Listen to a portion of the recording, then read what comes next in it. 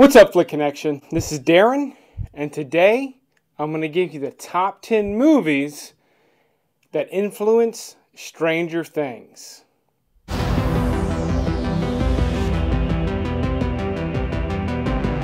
I literally just walked in from taking my son trick-or-treating for the first time ever. Here's a picture of how cute we are, all dressed as Mad Max from the different movies.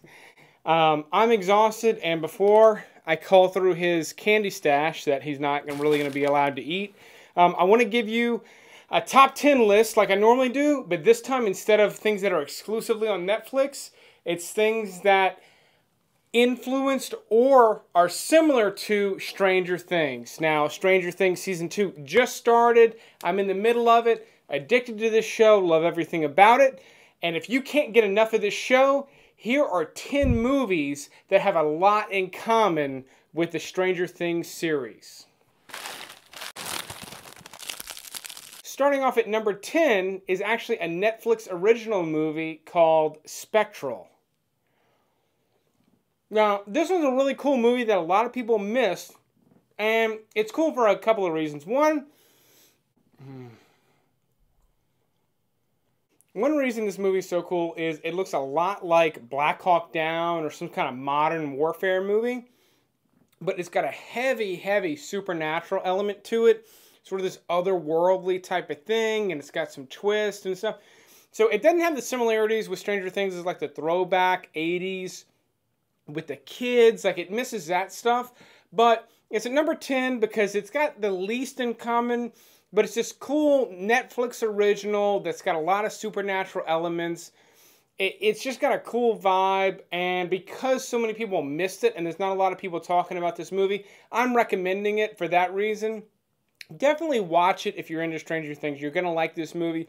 You may not love it, but this is easily something that could have come out in all major theaters on a Friday night and done fairly well. And for some reason, people missed it. Apparently, I'm not going to be able to eat candy through this entire thing.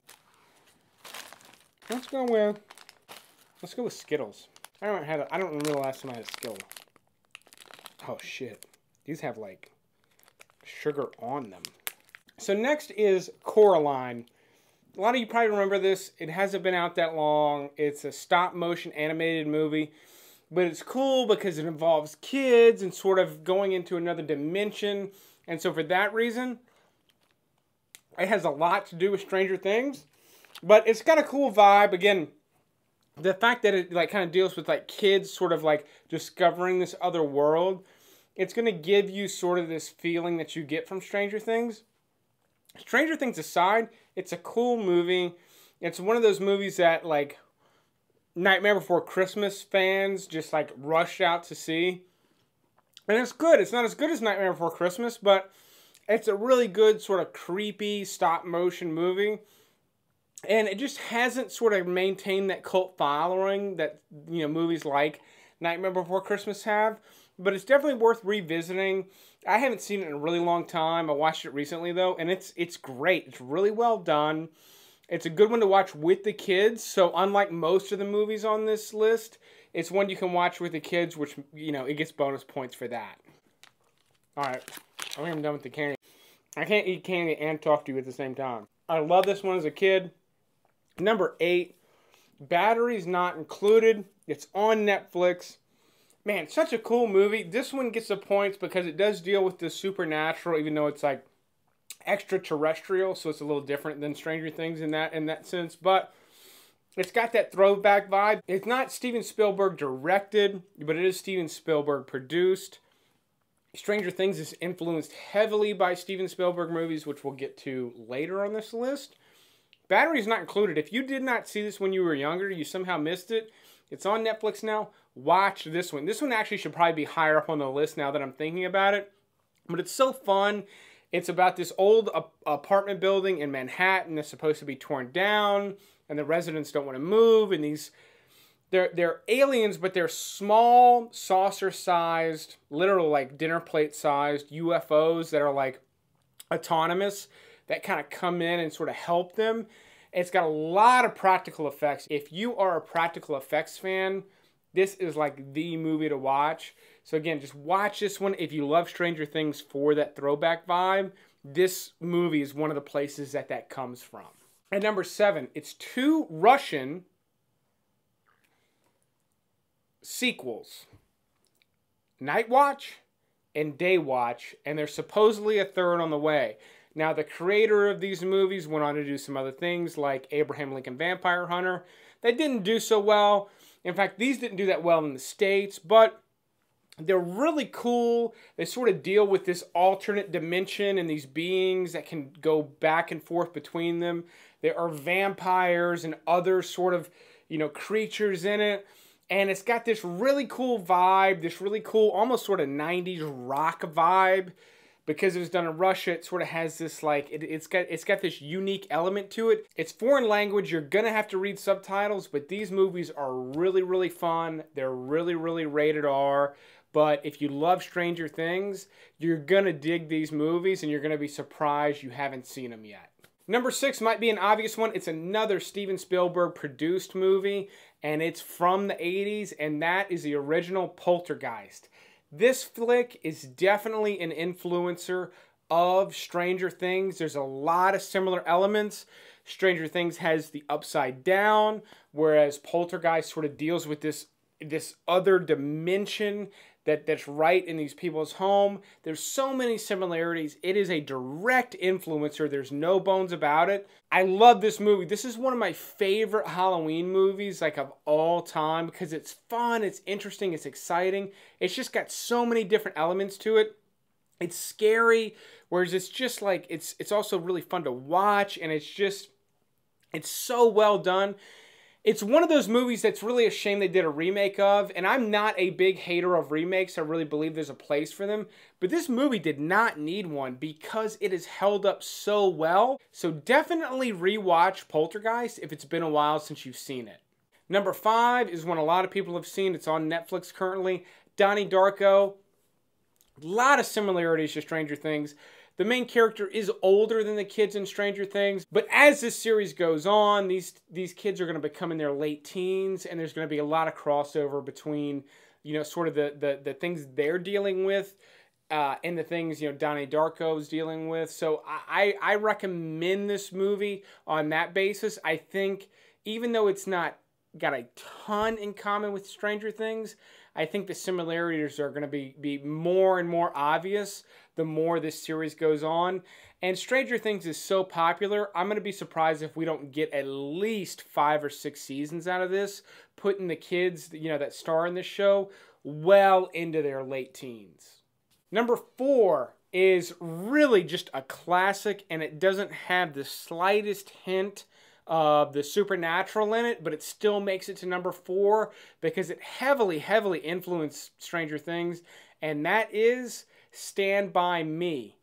It deals with a similar pack of kids, kind of on their own, latchkey kids, we used to call them. They're sort of a dying breed. There's still some kids that sort of have that lifestyle, but Stranger Things happens in the 80s. Stand By Me happens in the 50s. It's 2 different time periods, but it's this small group of kids that are really, really tight-knit, going on an adventure. And Stand By Me, even though it doesn't have the supernatural element, it does have the macabre. I mean, it deals with the kids, going on this adventure just to see a dead body.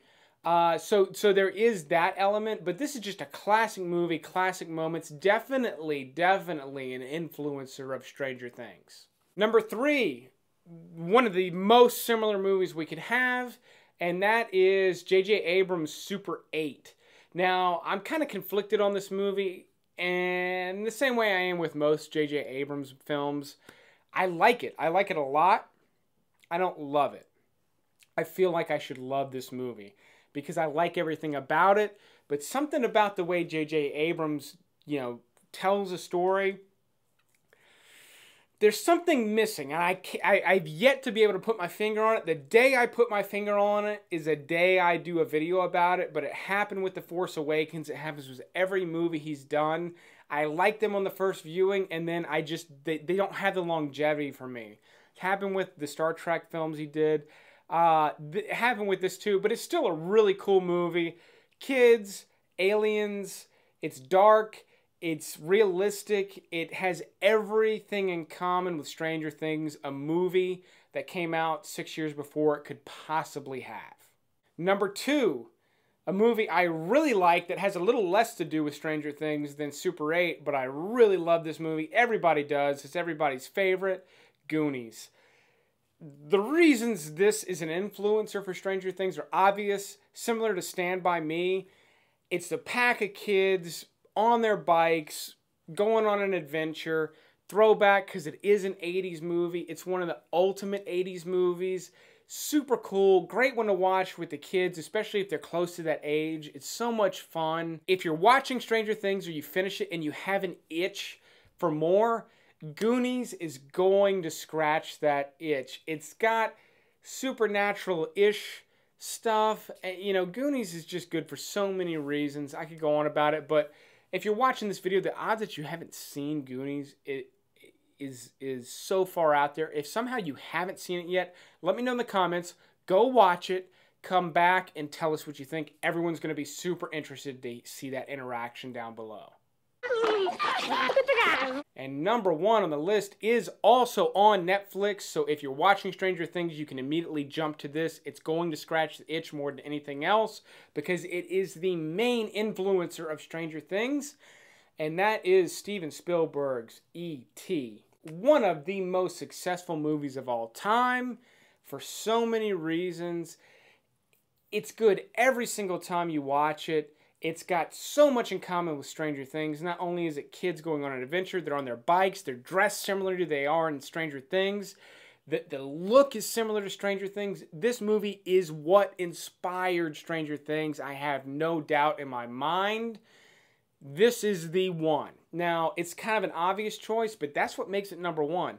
And a little side note, you know, there's so much that makes this movie great. This movie, if you didn't know, is responsible for perhaps the best movie snack of all time. No Reese's Pieces in my son's haul, but Reese's Pieces, which is like my favorite thing to eat in a movie outside of popcorn, it was created specifically for this movie. If you remember, Elliot is leaving a trail of them for E.T. Spielberg wanted a candy made for this movie. He wanted something that would become iconic. Reese's Pieces were developed specifically to be in E.T. They're still around today. The movie's still great today. It's influencing projects like Stranger Things that are still great today. Watch it if you want a little more flavor. After you watch Stranger Things, it's gonna scratch that itch. If you have any additional recommendations, let us know in the comments below. If you like this video and it sort of helped you sort of get a little bit more out of your movie watching experience, definitely give me a thumbs up. That's what we're here for. As always, thanks for watching, and you will see me next time.